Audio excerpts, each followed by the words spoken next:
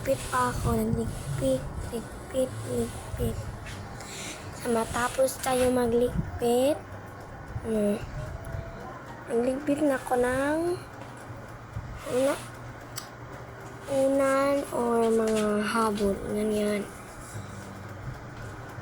Naman siguro. So, nagliligpit na ko niyan. At yung pin ko na din sa aking hinigaan. Inayos ko na din. Cleaning for a day tayo ngayon. Cleaning for a day tayo.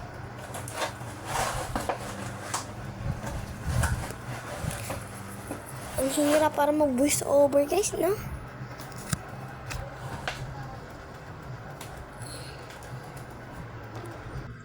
Magsusuklay mo na tayo. So, yan na. Magsusuklay na tayo sa exciting part. Magsusuklay na tayo. Suklay lang. Dito yung siguro nagsusuklay ako dyan. Diba? Kasi mga tulog pa mga tao dito yan. Kasi ako yung unang bumangon. Or nagmata. Yan. Ay, man siguro yung naukom.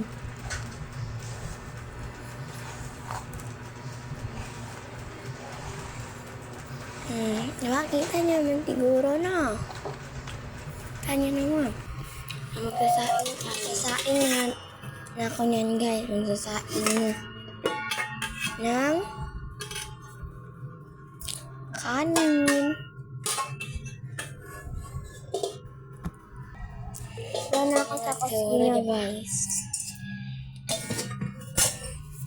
Yan ako sa kusina.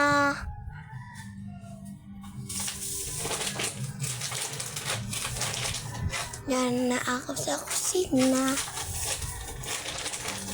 So, sa hindi pa nakakaalam, no? So, subscribe nyo na yung channel ko and click na notification bell para updated na kayo sa ako kong vlog. So, huwag kalimutan mag-like and share and comment kung ano pang gusto nyo gawin ko. Hindi na tayo sa kusina. Kung ano ba yan, magmukbang ba yan, yan. So, diba? So, yan, magsasain na. Ayan. So, nagkuha na ko ng kanin.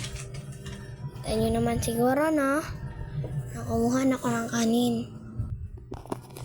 O, yan. Ipapakita ko sa inyo kung paano ako maglalagay ang kanin.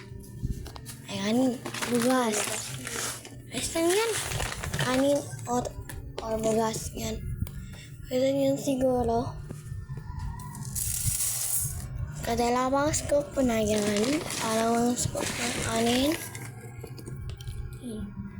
At pangatlo. Pangatlo na yan. Pangatlo. Last one.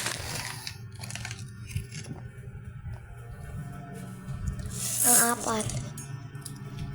Ito yan. Inalik ko na yung bukas kasi maraming daga dito. Yung mga tayo sa mga ilaga, guys. So, mga ligtas kaya yan. So, dapat tirado natin mabuti ang ating mga bugas o kanin. Kasi pag yan nalagyan, ligtas talaga kayo. Pwede kayong mamatay kung hindi kayo madali ng pag-inject. Diba? Mag-ingat talaga tayo. O, diba? Kita nyo na ako dyan. Yun lang. Bye-bye!